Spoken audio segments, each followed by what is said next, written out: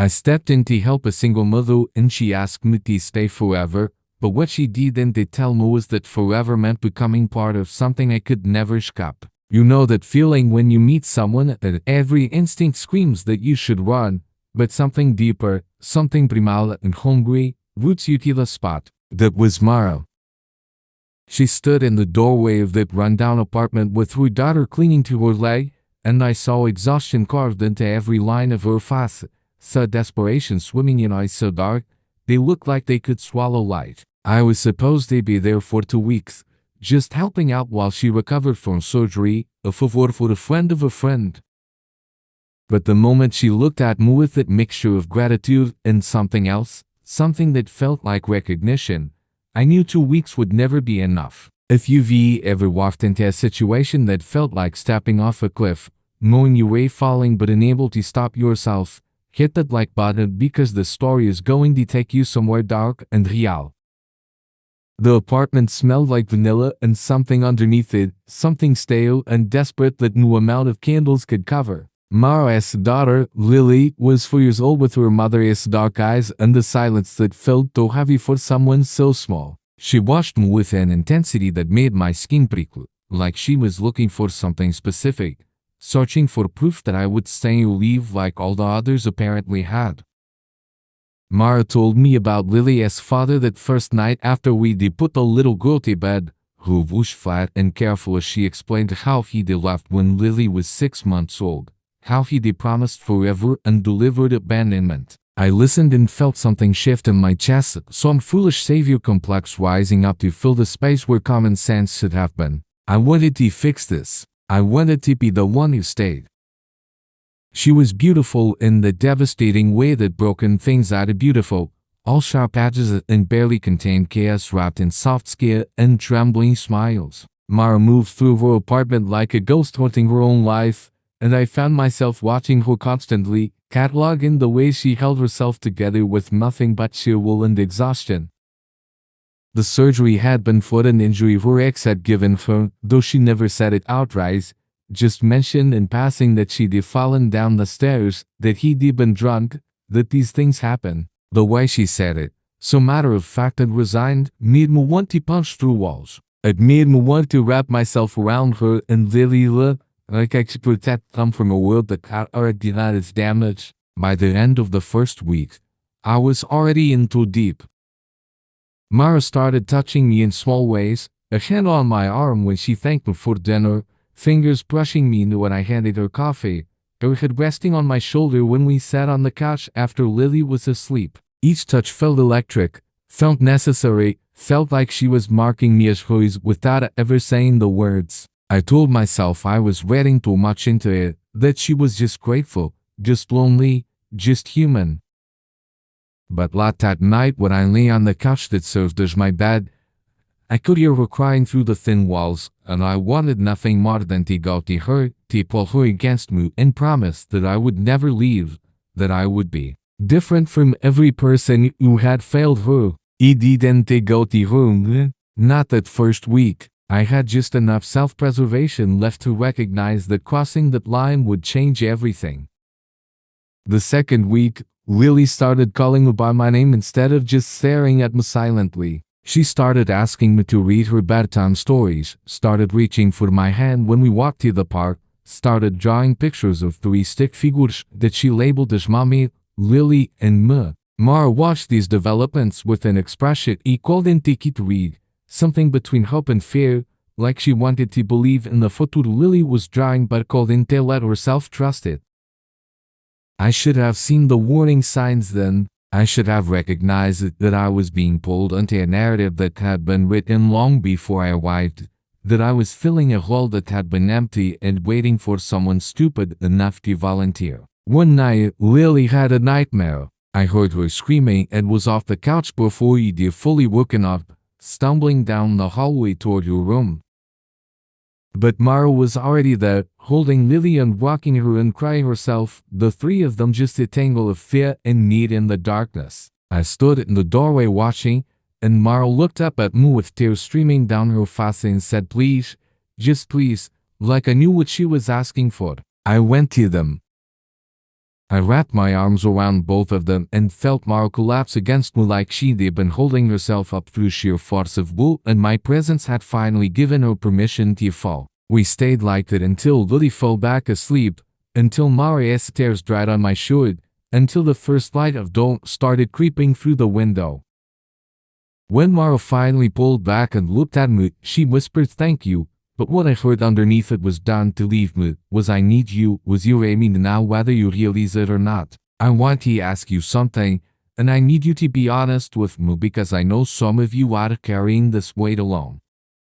Have you ever walked into a situation where someone needed you so desperately that their need became your identity? Have you ever confused being needed with being loved and convinced yourself that if you just stayed long enough, gave enough, sacrificed enough, eventually it would transform into something real? Drop a comment right now. You can just type "I stayed" or "a confused need with love" or even just a heart emoji if words feel too heavy.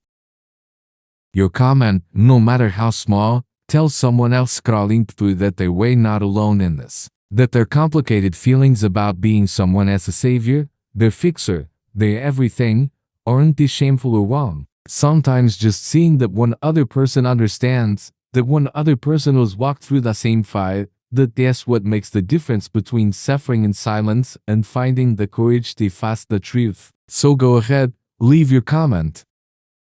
Let us build something real here, a space where the messy, painful truth about love is not something we hide but something we share. Because you deserve to be heard, and your story matters. The 2 weeks ended and he didn't leave. Mari asked me to stay just a little longer, just until she was really back on her feet, and I said yes because saying no felt impossible. 1 week turned into two turned into a month, and somewhere in there the lines blurred so completely that I stopped being a temporary helper and started being something else entirely. We never discussed it. There was no conversation about what we were to each other, no defining the relationship, just a gradual shift where I started sleeping in her bed instead of on the couch, where her kisses became less like gratitude and more like possession, where Lily started introducing me as her dad to strangers at the grocery store, and Mara didn't correct her. I should have been happy. I should have felt like he'd found something real, something worth keeping. But there was a voice in the back of my head that kept getting louder, kept pointing out that Mara never asked me about my life before he'd arrived at her door, never wanted to know about my dreams or my past or anything that existed outside of her apartment. And her needs. She wanted me there, wanted me present and helpful and devoted, but she didn't want to know me. She wanted a role filled, not a person loved. And God help me. I filled the role perfectly because being needed felt close enough to being wanted that I could almost pretend there was no difference. The first time Mara got angry at me, really angry, was when I mentioned maybe getting my own place nearby, somewhere I could have my things but still be close enough to help with Lily. She looked at me like he'd slapped her, and her voice went cold and sharp as she asked why I would want to leave, what she did done wrong, how she was supposed to explain to Lily that another man was abandoning them. I tried to explain that he wasn't leaving, just that I needed some space, some part of my life that was mean, but she couldn't hear it. In her mind, wanting anything outside of her and Lily was betrayal. In her mind, love meant complete absorption, meant erasing yourself to prove your devotion. I dropped the subject and felt something inside me with her. The second time she got angry was when I accepted a job offer that would have me working lot 3 nights a week. She didn't yell, that would have been easier. Instead, she went silent and cold, moving through the apartment like he wasn't there, responding to my questions with single syllables until I felt like I was going insane. Lily picked up on the tension and became clingy and anxious, crying when I left for work, asking if I was coming back, if I still loved them. I quit the job after 2 weeks because coming home to that silent treatment, to Lily's tears and Mara's wounded mother routine, was destroying me faster than any financial stability was worth. If these stories speak to something in you, if you've lived through the kind of love that breaks you and remakes you, this channel is your space. Subscribe and become part of a community that understands that love is not always lie, that sometimes the most powerful connections are the ones that scar us. Here, we explore the psychology of toxic love, the beauty in darkness, and the strength it takes to survive when loving someone becomes the most dangerous thing you've ever done. No judgment, no simple answers, just raw honest stories about the complicated messy reality of human connection. Hit that subscribe button if you are ready to dive deeper into these dark romantic journeys. This is a place where your complicated feelings about love are not only valid but understood. Months passed and I became a shell of who I'd been before. My friends stopped calling after I canceled plans one tormentim because Mara needed me home. My family grew distant because I never visited anymore, never had time for anyone but Mara and Lily. I told myself this was what love looked like, this sacrifice, this complete devotion. I told myself that Maria's need for me was proof that I mattered, that I was important, that I was loved. But late that night when she was asleep beside me, I would stare at the ceiling and feel the weight of my own disappearance pressing down on my chest until he called in to breathe. The breaking point came on a Tuesday. Edie made plans to have coffee with an old friend, just 1 hour, just one moment of connection with my old life. Mara found out and the mask slipped completely. She screamed at me about abandonment and betrayal, about how I was just like her ex, just like her father, just like every man who'd ever promised to stay and then left. She threw things. She woke up Lily with her yelling. And in the middle of it all, she grabbed my face and said, if you leave me, you'll make sure you never see Lily again. You'll tell everyone you hurt us. You'll destroy you. The thread hung in the air between us like poison, and I realized with terrible clarity that I had walked into a trap that I'd built myself. That every act of kindness and every sacrifice had been another bite in the cage I'd noticed I was constructing. I looked at her, this woman I'd tried to save, this woman whose brokenness I'd mistaken for something I could fix, and I saw myself reflected in her desperate eyes. I saw how my need to be needed had blinded me to the reality of what this was, how I'd confused codependence with connection. How did I let myself be consumed because being someone else's entire world felt safer than building a life of my own? And I realized that staying was killing me, but leaving might destroy us all. That night after Mara cried herself to sleep, after Lily's nightmares finally calmed, I sat in the darkness of that apartment that had become my prison and made a choice. Not the clean choice, not the easy choice, but the only choice I had left if I wanted to survive. I started making a plan to leave, slowly, carefully, knowing that Maria's threats were to empty, knowing that extracting myself from the situation would require strategy and strength the wasn't sure I possessed.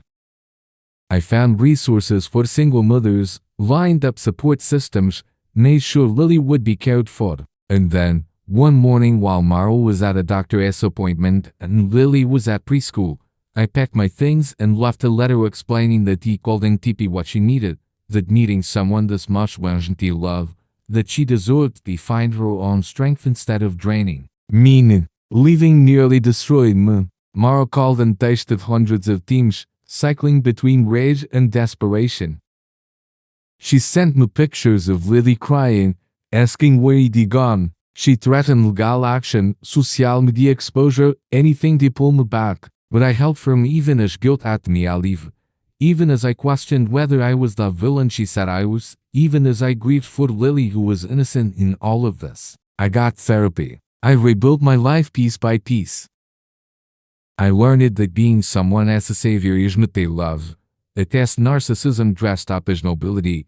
It is through broken people using each other as wounds to avoid facing their own. A year later, I heard through mutual friends that Mara had gotten real help, that she was in therapy and had joined support groups for survivors of domestic violence, that she was building a life for herself and Lily that didn't require someone else to hold it together.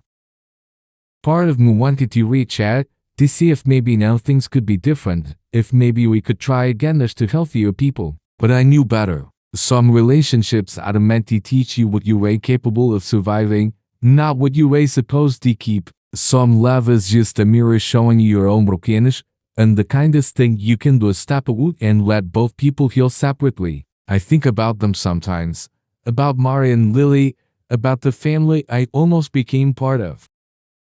And I don't regret helping them. I don't even fully regret staying as long as I did. But I've learned that there is a difference between supporting someone and being consumed by them, between love and codependence, between being needed and being valued. I've learned that the truest act of love is sometimes walking away, even when it feels like abandonment, even when it breaks both your hearts. Because you can save someone by drowning with them. You can fix someone by breaking yourself.